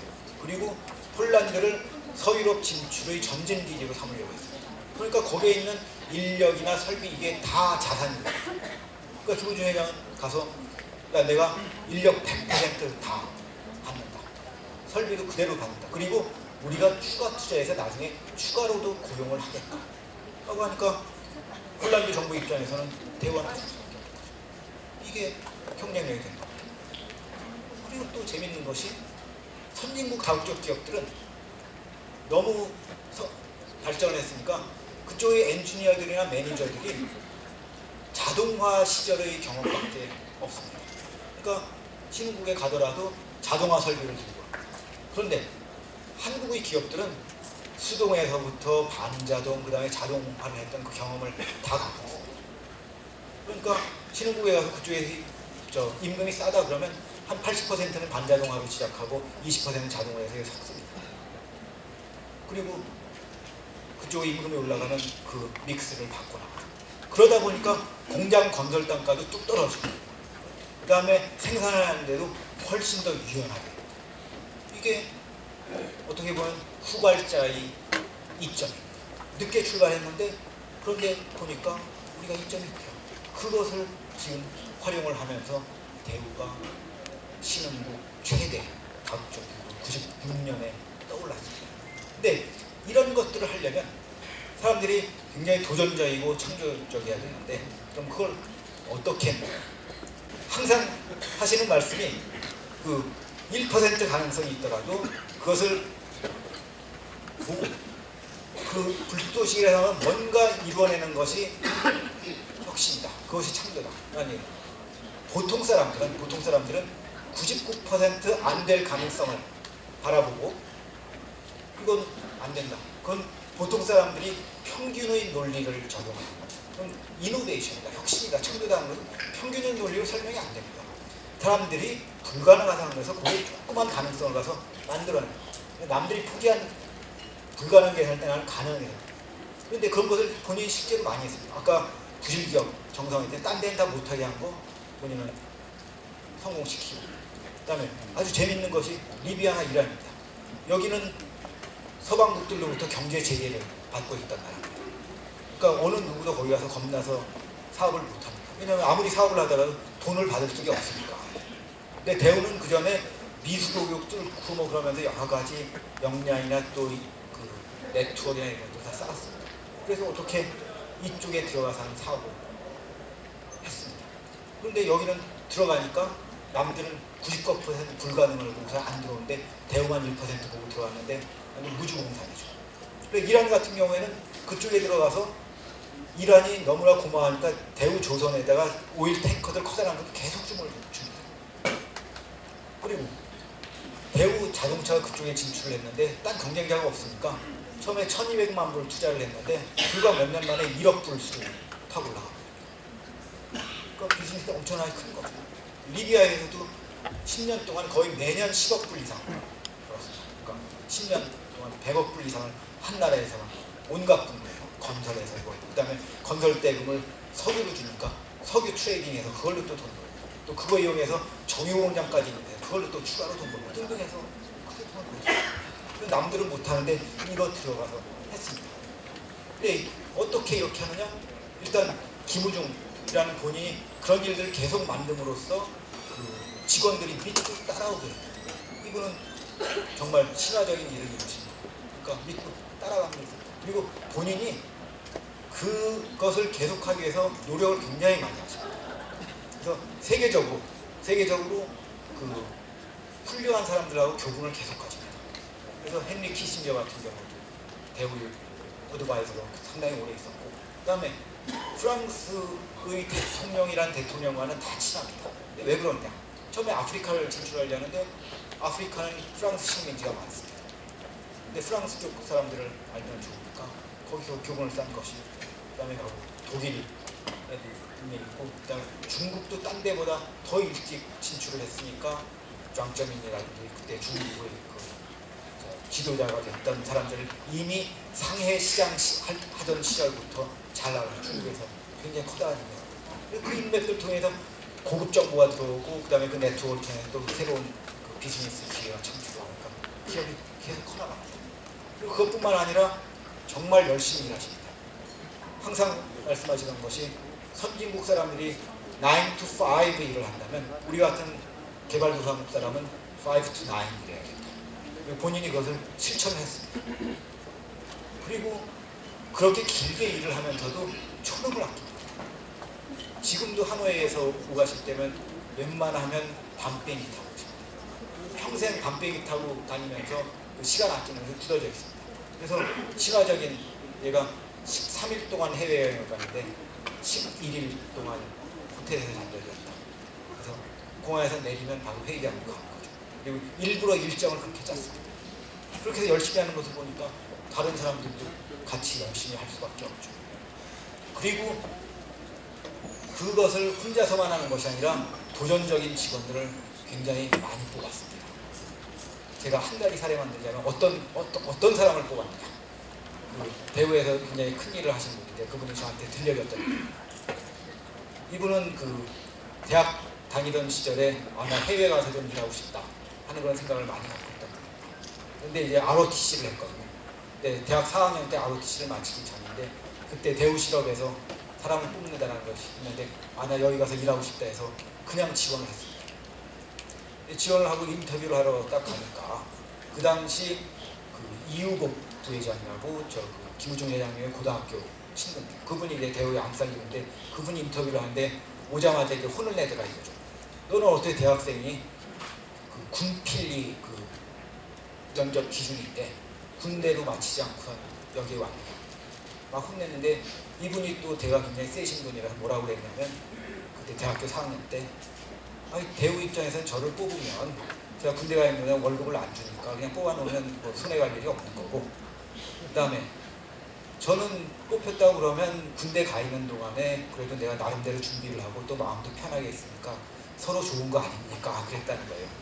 그랬더니만 그 옆에 이런 뿔대 한장 낀 사람이 딱 나타나면 너 합격 그랬다는 거예요. 근데 그분이 여기 있는 김우중 회장님이십니다. 그런 다음에 너 내일 당장 대학교 4학년 2학기 때 특별히 할 일 없는 거 아니야? 부산 공장에 내려가서 실무 배우고선 군대 가고 그동안 내가 월급 주겠다. 그래서 실무 배우고 그 다음에 와서 대우에서 큰일을 하셨어요. 근데 김우중 회장님께서 제가 이 책을 쓰면서 대우 분들을 만나보니까 참 각양각색의 분들을 굉장히 많이 끌어오셨어요. 그러다 보니까 그분들이 일들을 크게 하고 그리고 주식회사 대우 같은 경우는 여기에 가장 이제 역동적인 분들이 많이 모여 있는데 과장급한데 2천만 불까지도 결제할 수 있는 권리를 줬습니다. 뭐 지금 대우 인터내셔널에 포스코에 인수했다고 하는데 그쪽 분들이 200만 원을 결제를 하려고 해도 사장 승인을 받아야 된다 치달거리는데 근데 대우 분들은 과장 때 2천만 원 이렇게 역량 있는 분들하고 제가 이 창조 도전이다 여기서 굉장히 재밌게 느껴요. 김 회장께서 창조 도전 여기에서 굉장히 독특한 생각을 하고 계십니다. 제가 창조적이 되려면 그런 사람이 실패를 많이 해보아야 되는 거 아니냐. 실패는 성공의 어머니라고 합니다. 실패에 대해서 관대하셨느냐. 제가 그렇게 질문했습니다. 그랬더니만 하시는 말씀이 그거 아니다. 사람이 실패를 하면 자신감이 없어져서 더 못한다. 경영자가 해야 할 일은 일을 이렇게 재량권을 주면서 맡겨놓으면 계속 쳐다보고선 밑에 사람들이 실패할 조짐이 보일 때 그것을 방향을 틀어져서 성공을 시키는 것이 경영자가 해야 할 일이다. 그리고 그 과정을 통해서 그 직원들도 더 창조적으로 그 위에 사장이나 회장이 인터벤션을 해서 하는 그것을 다 이렇게 하니까 됩니다. 그리고 그게 사람을 키우는 게 뭔가 하면 과장이나 대리 수준에서는 자기가 생각할 수 있는 돈 규모나 이런 것이 이 정도밖에 안 됩니다. 근데 사장이나 회장이 되면 이 작은 규모에서는 문제가 해결이 되지 않더라도 그 규모를 키우면 해결할 수 있는 길들이 많이 있습니다. 그런 것들이 이제 사장이나 회장이 인터넷에서 그걸 배우는 거죠.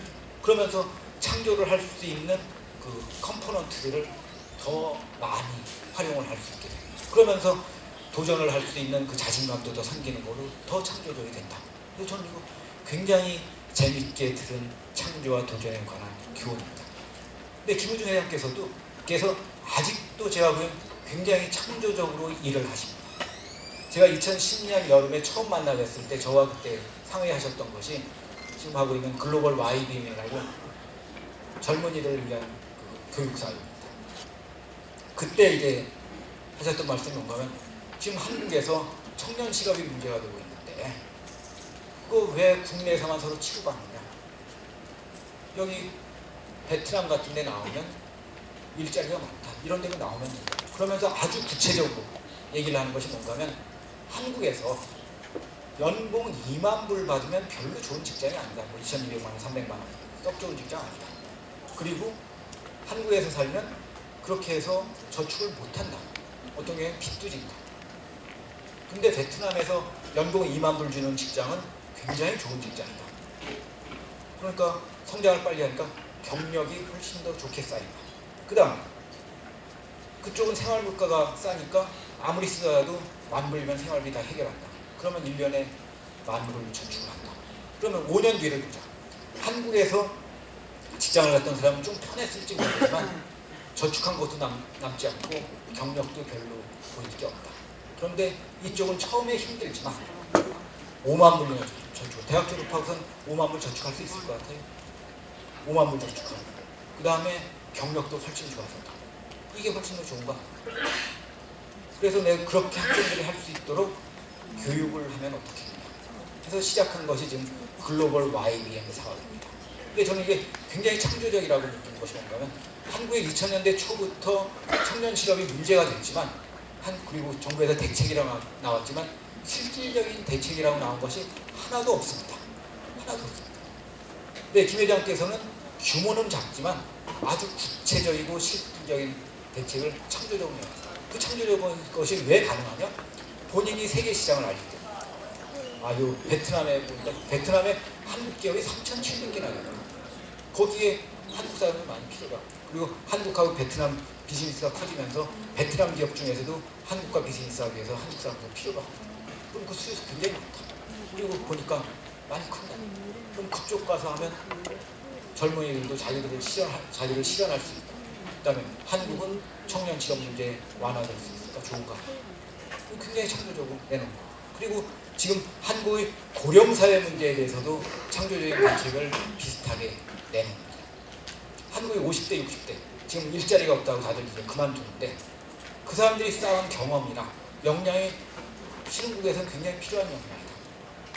그러면 50대, 60대에 퇴직을 해서 퇴직 자금도 얼마 안 되는데 그거 까먹으면서 자식들한테 손 벌리고 정부한테 더 달라고 요구하고 그렇게 째째하게 살지 말라. 신흥국에 나와서 능력이 되는 사람은 나와서 10년 정도 그 역량을 발휘해서 일을 해요. 그러면 자기 노후자금도 더 풍부해지는 거고 그 다음에 떳떳하고 정부한테 재정 부담도 심지 않고 나와라. 그래서 이 사업도 이제 조그맣게나마 지금 시작하고 있습니다. 세계를 경영했던 김우중 회장께서 한국의 청년 실업이나 노령사회 문제를 해결하기 위해 작지만 세계적 범위에서 내놓는 대책이라고 저는 생각합니다.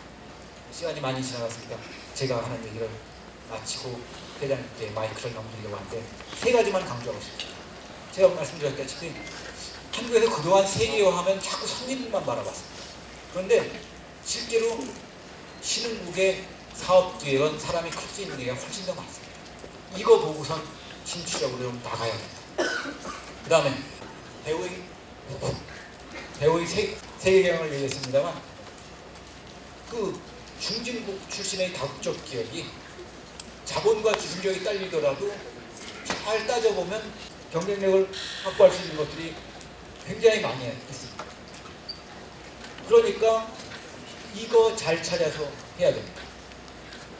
그런데 이상하게 제가 보기에는 특히 신국에 갔을 때 중요한 것은 정부하고 기업하고 잘 협력을 해야 되는 거고 그 다음에 복합적으로 진출하는 건데 이상하게 한국 금융위 때 이게 선진화의 걸림돌이라 생각해서 다 이걸 약화시켰어요. 정경 유착 아니다. 근데 정경 협력을 해야 됩니다. 그 다음에 다각화된 비즈니스 그룹이 외국에 가서 역량을 발휘할 수 있는 게 많은데 이거 문어발치자면서 많이 잘랐습니다. 근데 제가 보기에는 오히려 금융위기 때 한국이 갖고 있었던 경쟁력을 구조조정한 것이 아닌가 하는 그런 생각이 들 정도. 그 다음에 마지막으로 김우중 회장이라는 분의 그 인생을 보면 저는 이 얘기를 하고 싶습니다. 뭐 보통 사람들이 뭐 돈은 개처럼 벌어서 정부처럼 써야 쓰면 된다 이렇게 얘기하는데 이게 물론 개처럼 벌어서 개처럼 쓰는 것보다 훨씬 낫죠. 근데 김우중 회장은 정승처럼 벌어서 정처럼 써야 된다는 것을 실천한 겁니다. 중소기업 만들어. 그다음에 그 중화학산업에 들어갈 때 본인이 원한 게 아니죠. 돈을 벌려고 한 것이 아니라 국가에서 필요한 것을 이렇게 하다 보니까 끌려들어서 고생을 굉장히 많이 했습니다. 대우조선 같은 경우 흑자를 내는데 12년이 넘게 걸렸습니다. 그동안 계속 딴 데서 본 거 집어넣은 거 고생했는데 그렇게 하다 보니까 남들이 쫓아오지 못할 역량과 경쟁력이 있습니다. 그리고 그것을 활용할 수 있는 거대한 시장이 바깥에서 열리니까 거기서 더 큰 비즈니스를 할 수 있습니다. 그러니까 세계 최대의 신흥국 출신 다국적 기업. 그래서 저는 김우중 회장의 인생 스토리가 주는 교훈이라면 눈앞에 보이는 이 극복하지 말고 크게 보고 나가요. 길게 보고 나가요. 그러면 거기서 오히려 더 크게 돈을 벌 수 있는 기회가 있는 그런 것이 교훈이 아닌가. 긴 시간 고맙습니다. 대단히 감사드립니다. 다음은 자신만만하게 세계를 품자라는 제목으로 말씀해 주러 나오시는 김우중 회장께 여러분들 뜨거운 박수 부탁드리겠습니다.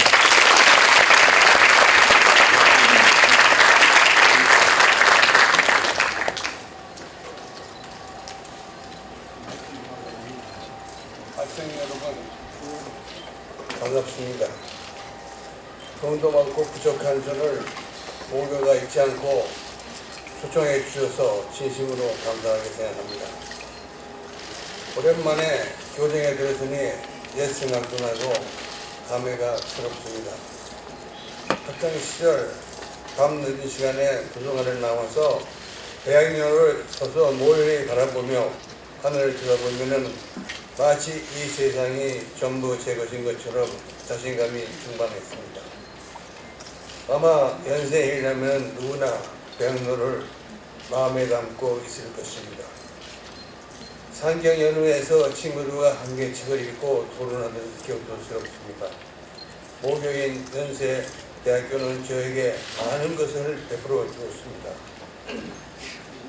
그래서 저 또한 동문으로서 학교 발전에 도움이 되고자 노력해 왔습니다. 오늘 와서 보니 그 사이 학교가 한층 발전하는 것 같아서 기쁘고 고맙게 생각합니다. 저는 해방 후 한글로 교육받은 첫 세대였고 또 대학에서 고등교육을 받고 교육 활동을 시작한 첫 세대이기도 합니다. 그렇기 때문에 다른 세대보다 국가와 사회에 대한 책무의식이 강했던 것 같습니다. 역사를 보면 한 세대의 희생을 통해서 다음 세대가 발전한 경우가 많았습니다. 우리 세대도 그런 희생의 마음으로 경제 발전의 중심의 세대가 되어서 후대 세대에게 자랑스러운 선진학문을 물려주고 싶었습니다. 그래서 저는 개발도상국인 한국의 마지막 세대가 될 테니 젊은이들은 선진한국의 첫 세대가 되라고 항상 말하곤 했습니다. 하지만 우리는 아직 선진국에 진입하지 못하고 있습니다. 선배 세대로서 이 점을 미안하게 또 부끄럽게 생각합니다. 비록 이제는 일선에서 은퇴했지만은 이런 마음을 담아서 우리가 어떻게 하면은 선진국이 될 수 있겠는지에 대해서 제 생각을 말씀드리겠습니다. 저는 우리가 선진국이 되려면은 세 가지를 갖춰야 한다고 생각합니다. 첫째는 강한 제조업을 토대로 경제가 돌아가야 한다는 것입니다. 다른 미래지향적 사업들도 중요하고 필요하지만은 제조업을 지키고 키워나가야 안정적이고 지속적인 발전이 가능합니다. 제조업 투자는 성과는 내일까지 시간이 필요합니다. 예를 들어서 대우조선의 경우는 10년 넘는 힘든 시기를 보낸 끝에 90년대 기회를 잡고 21세기에 들어서서는 세계 최고에 올라서게 되었습니다. 대부분의 제조업 투자는 장기간에 걸쳐 이런 우여곡절을 겪으면서 안정된 기반을 확립하게 됩니다. 그러나 어렵더라도 20년 앞을 보고 키워나가라는 의지와 합의가 중요합니다. 국민도 기업의 노력을 믿고 기다릴 수 있어야 하고 정부에서도 산업정책에 대한 비전과 관심을 강화하면 좋겠다고 생각합니다. 한편으로 우리가 통일되고 나서 북한 지역에서 전개될 활동들을 생각해 본다면 제조업의 중요성은 다시 생각할 수 있을 것입니다. 두 번째는 경제활동에 필요한 크고 안정된 시장을 확보해야 합니다. 내수시장이 크면 문제가 없겠지만은 우리는 그렇지 못하기 때문에 해외에서 시장을 확보해야 합니다. 경제개발의 시대에 우리는 여기에 가장 많은 노력을 기울였습니다. 그렇게 해서 우리는 빠른 시간에 개발도상국의 대열에 올라설 수 있었고 지금은 세계 10대 교육국의 이름을 올리게 되었습니다. 이제 우리는 여기서 한 걸음 더 나아가야 합니다. 개척하는 시장을 지키는 것도 중요하지만 함께 발전시켜 나가는 협력도 필요합니다. 저는 이런 활동을 비유적으로 표현해서 선배 세대가 시장을 개척했다면 여러분은 그 시장에서 글로벌 리더가 되어야 한다고 말씀드리고 싶습니다. 시장 측면에서 또 한 가지 우리에게 중요한 기회가 있습니다. 바로 남북 통일 문제입니다. 통일을 이루려면 우리는 큰 시장을 갖게 됩니다. 북한뿐만 아니라 가까운 중국의 동북 삼성까지 시장을 확대할 수도 있습니다. 이 지역을 합치면 3억 인구 이상의 인구가 됩니다. 남북한과 이곳이 사실상 하나의 시장이 되면은 함께 중국이라는 큰 내수 시장을 확보하게 되고 미국이나 EU에 비해 결코 뒤지는 않는 규모의 경쟁이 가능합니다. 이처럼 통일은 민족의 하나가 된다는 점에서도 중요하지만은 우리가 새로운 기회를 받을 수 있다는 점에서도 꼭 필요합니다. 그래서 저는 남북관계 개선을 위해 직접 나서기도 했고 제가 하는 사업이 여기에 도움이 되도록 노력하기도 했습니다. 저는 국내 경고 분야의 경쟁력을 강화하고 북한을 개방을 유도하는 차원에서 중국 동북 삼성 지역에 남북한과 중국이 공동으로 산업단지를 만들어 운영하는 방안을 검토할 필요가 있다고 봅니다. 남북 통일이 하루아침에 이루어지기는 힘들겠지만은 장기적으로 안목으로 이러한 교류와 협력을 이어간다면 얼마든지 발전된 성과를 만들 수 있을 것입니다. 세 번째는 세계 일원으로 당당하게 활동할 수 있는 자신감입니다. 저는 비즈니스를 주로 해외에서 했기 때문에 우리 국민들이 얼마나 경쟁력이 있고 일을 잘하는지를 직접 경험할 수 있었습니다. 과거 대회에서는 5명 내지 안 되는 본사 사람들이 선진국 현지부근에 나가서 현지 인력을 100명, 200명을 관리하는 역할을 해냈습니다. 우리는 이런 저력이 있고 실력이 있는데 이런 것을 잘 모르기 때문에 자신감이 없습니다. 다행히 여러분 세대들은 한여 여행도 있고 또 여행도 많이 하기 때문에 해외에 나가도 핸디캡을 느끼지 않을 것 같습니다. 그런 자신감을 사회에 나가서도 계속 유지하고 발전시켜야 합니다. 제 경우는 우리가 선진 기업보다 더 잘할 수 있는 게 많습니다. 그러나 꼭 선진국을 그대로 따라갈 필요가 없습니다. 자신감을 가지고 창조적으로 접근하면 그들보다 훨씬 좋은 성과를 만들어낼 수 있습니다. 우리는 미국과 다르고 미국과 다릅니다. 우리는 우리답게 선진국이 되어야지 선진국을 따라가기만 하면 계속 뒤에 남을 수밖에 없습니다. 과거에도 우리가 자신감을 가지고 대처할 때는 어떤 어려움도 극복하고 발전을 이루겠지만은 자신감을 잃어버리면 더 큰 공동에 빠지곤 했습니다. 저는 98년 외환위기 때에도 자신감을 강조하는 얘기를 자주 했습니다. 자신감을 가지고 대처하면은 충분히 우리 힘으로 외환위기를 극복할 수 있었는데 자신감을 잃어버리고 IMF가 하라는 대로 따라하다 보니 우리 경제에 많은 불이익이 가져왔다고 생각합니다. 우리가 선진국에 되기 위한 방안으로 저는 강한 제조업과 해외 시장의 심화 그리고 세계를 향한 자신감을 말씀드렸습니다.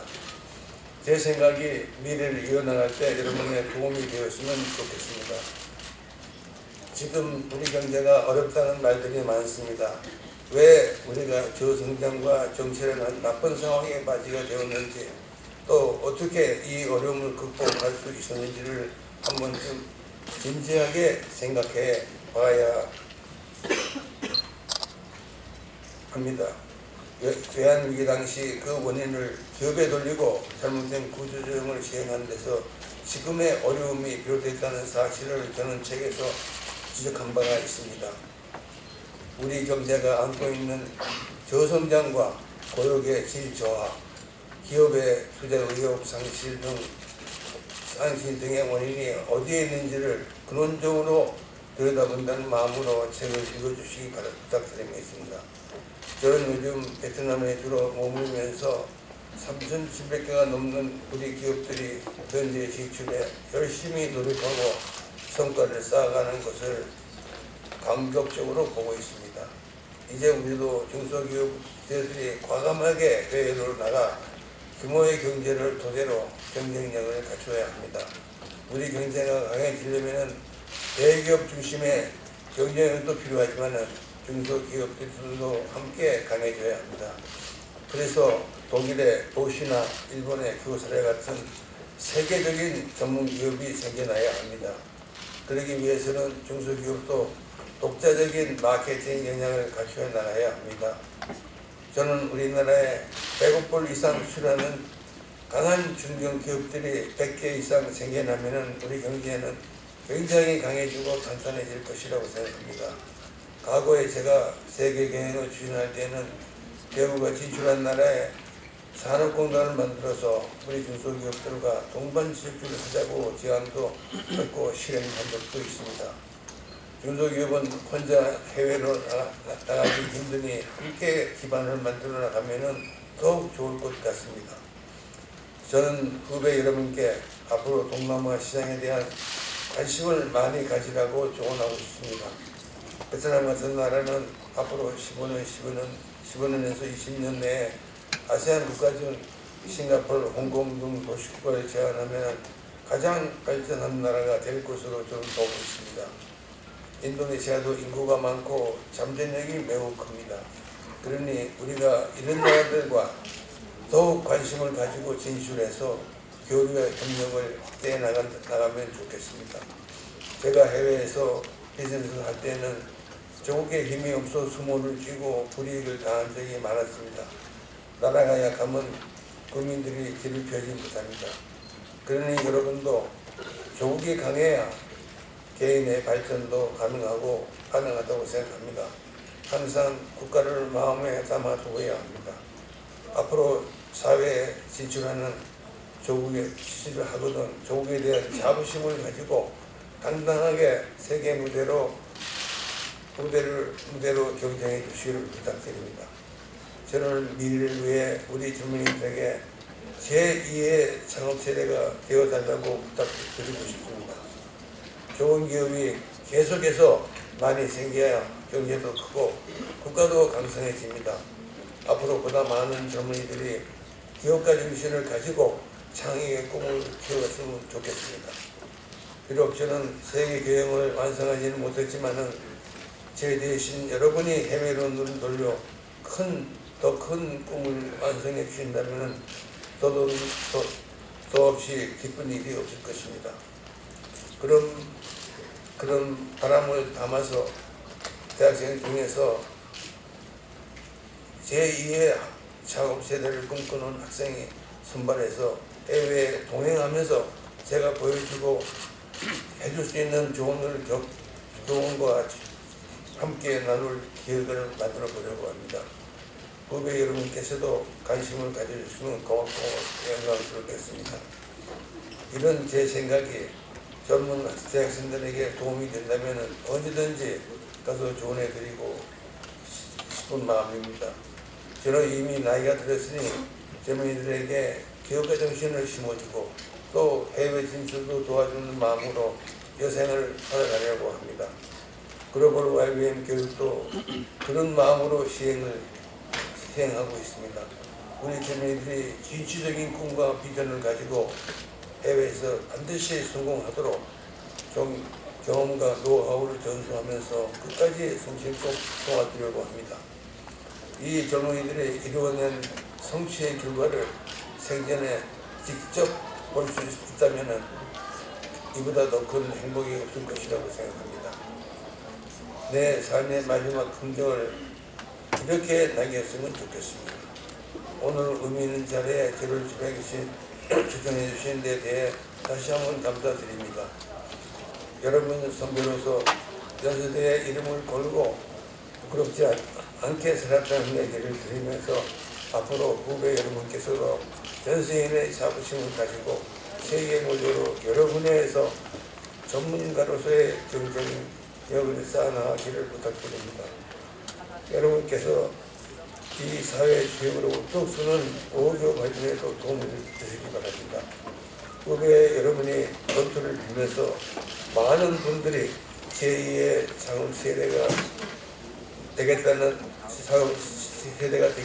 꿈을 같이 키워나가기를 기대하겠습니다. 아울러 올해 100주년 발전 상경대학이 새로운 100주년을 향해 발전을 계속해 나가시기를 진심으로 바라면서 응원의 마음을 전합니다. 장수는 모두 연세대학의 무궁한 발전을 기원합니다.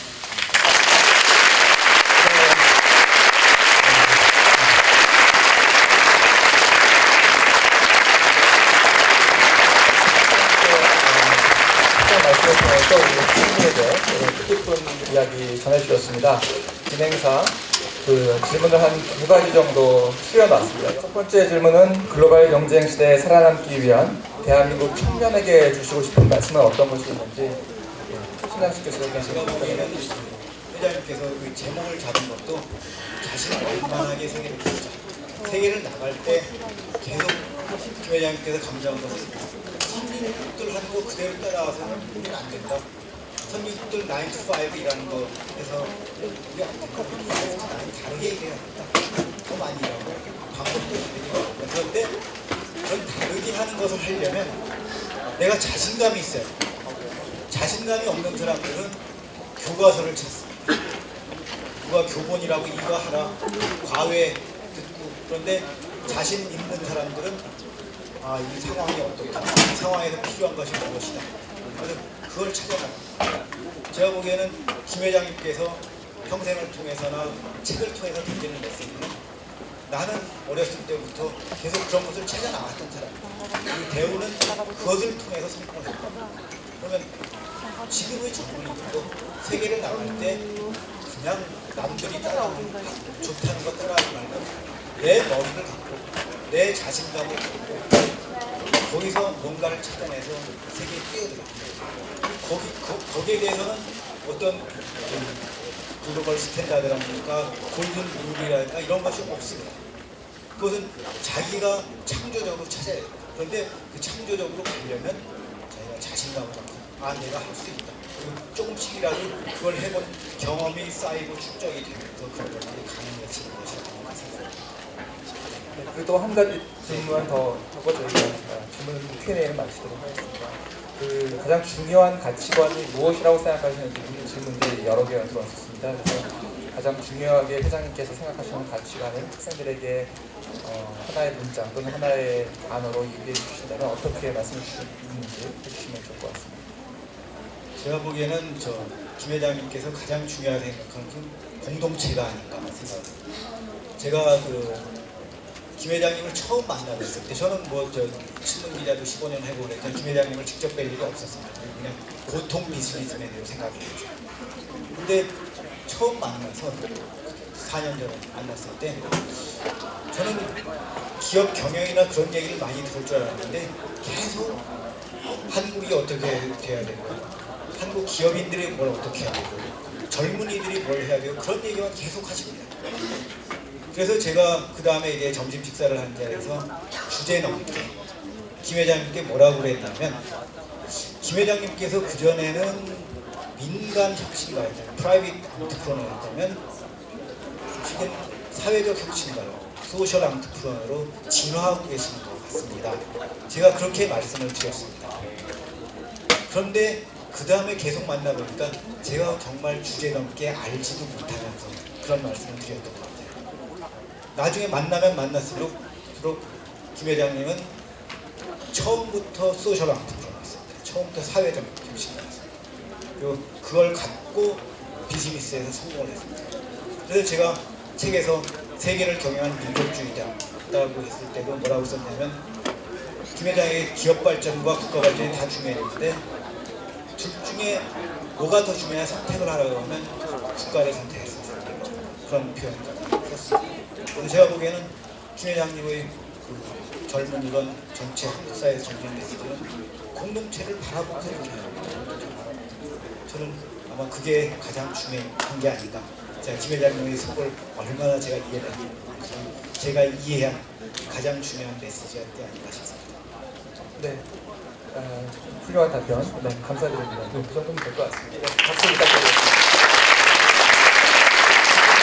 시간적인 관계로 오늘 뭐 감동적인 무대였던 것 같습니다. 오늘 너무 훌륭한 말씀을 통해서 저희 우리 연세대학교 상경대학 또 연세대학교 전체 학생들에게 꿈과 희망에 대한 말씀으로 인생에서 잊지 못할 메시지를 전해주신데 다시 한번 감사드리며 김우중 회장님께 뜨거운 박수 다시 한번 부탁드리겠습니다.